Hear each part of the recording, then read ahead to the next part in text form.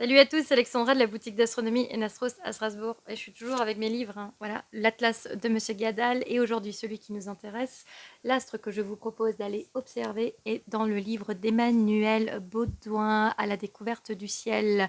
Une étoile, très singulière, appelons-la comme ça. Elle a même été nommée par l'Union astronomique. C'est l'étoile de Barnard. Alors c'est une étoile qui porte le nom d'un astronome, Édouard Barnard, qui l'a étudiée énormément. Et en fait, cette étoile, alors pour la retrouver, on va reprendre la vidéo de la semaine dernière où on essayait de retrouver IC 4665, l'amas de la ruche d'été, et l'étoile Barnard est pas très loin, un peu à l'est.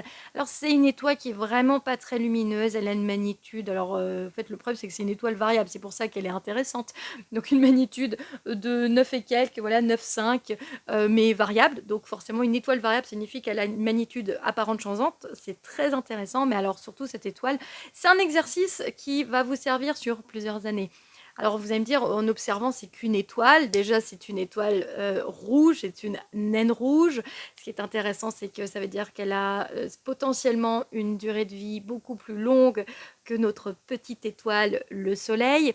Mais c'est surtout son déplacement. C'est une étoile qui est très proche de notre système solaire. C'est la quatrième. Elle est située à 5,96 années-lumière de nous, sachant que l'étoile la plus proche, c'est Proxima du Centaure, située à 4,2 années-lumière.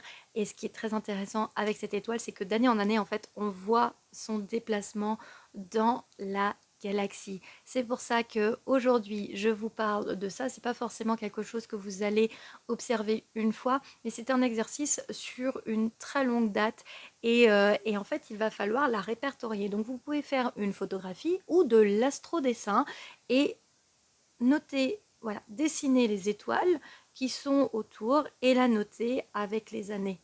On voit donc son déplacement, alors c'est par dizaines d'années parfois, son déplacement d'année en année est quand même assez faible, mais sur plusieurs dizaines d'années, on la voit quand même se décaler de quelques degrés. Et ça, c'est quand même assez fascinant. Parce que cette étoile, en fait, elle a permis surtout de comprendre, il y a à peu près une centaine d'années, 1916, 1920, tous les mouvements en fait des astres par rapport à l'angle, hein. Voilà, c'est comme ça qu'on calcule les distances des astres par rapport à l'angle, ce qu'on appelle la parallaxe. Et donc, elle nous permet aussi de déterminer après les mouvements et les déplacements de tout le reste. Et aussi, bien sûr, en 1920, ça a été quand même une sacrée révolution astronomique avec le calcul des distances des galaxies et du Hubble, sans parler bien sûr de la relativité générale qui est donc dans le domaine de la cosmos.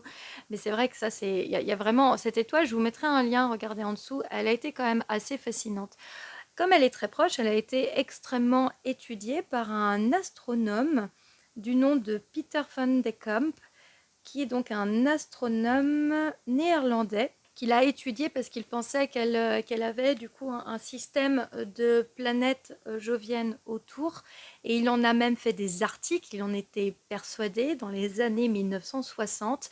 Il avait démontré par des observations qu'il y avait des planètes, donc des exoplanètes autour de cette étoile. Or, ça a été démenti dans les années 1970, ce qui a créé beaucoup de tensions auprès des astronomes. Mais en 2018, eh ben, il y a une exoplanète de type Terre qui a été découverte autour de cette étoile. Donc finalement, il y a bien un système planétaire, mais pas de type jovien, autour de cette étoile. Donc c'est quand même assez fascinant d'aller l'observer. J'espère que vous arriverez à faire ce petit exercice d'année en année. J'espère que ma vidéo, elle vous aura plu. N'hésitez pas à vous abonner. N'hésitez pas également à me suivre sur les réseaux sociaux. Il y a le Facebook Enastros, l'Instagram Alex Enastros, enastros.fr. À la prochaine. Salut!